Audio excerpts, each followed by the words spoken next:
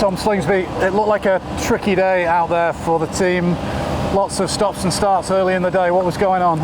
Yeah, we had a few things not quite working the way we had hoped on the boat, and then you make some changes to them and try that, and it didn't sort of fix the problem. So a lot of stop-start at the start of the day. I think for the first sort of 2.5 hours we were stop-start, but fortunately it all sort of came good. We got everything working, we got everything dialed in for the last sort of 2.5-3 hours, and finished with a really good session. It was a decent breeze by the end. We saw kind of 10 to 15 on the recon boat, and the water flattened out. Is that kind of perfect for Patriot? Yeah, Patriot doesn't like the bump. It's pretty obvious with the flat bottom on this boat, and without the bustle, every time you touch down, it's a lot of drag, a lot of area.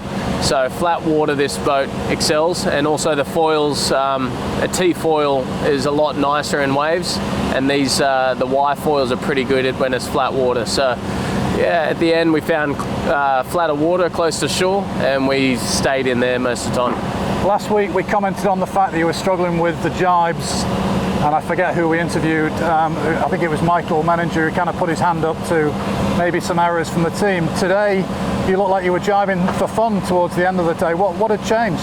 Yeah, just I mean, we're also training new people up in different positions, and Mike Manager's doing an amazing job flying the boat. He's been thrown in the deep end, and he's trying to learn as quick as he can. But these guys yeah, we've got Andrew Campbell, who's got hundreds of hours flying these boats, and he's always going to be a bit more stable in the jibes.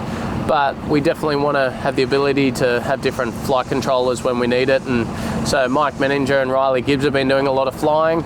There's a bit in that, there's a bit in our technique, even driving, like where you put the traveller in certain positions, when you press the board down with the inertia of the boat.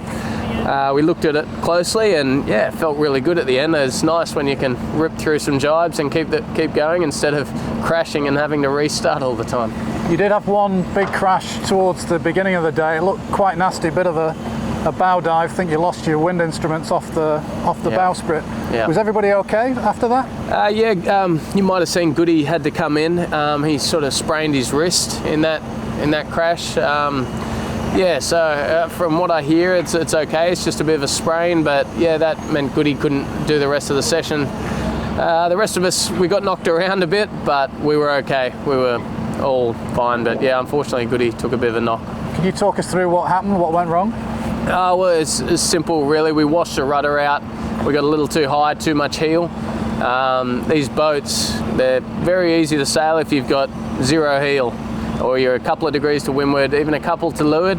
But as soon as you get 5 degrees one way, the rudder wants to let go very easily, and we just got a gust and a bad wave, and the heel got wrong, washed the rudder out, and then a big nosedive. We thought we saw a piece coming off the boat at one point today after quite a long wait. I guess you were doing repairs on the boat. Did something come off and get replaced, or was something just taken off? Because you seemed fine afterwards. Yeah, no, we're just testing different parts on the boat. We're just always testing different things, what works best. And yeah, we're always sort of changing things on and off.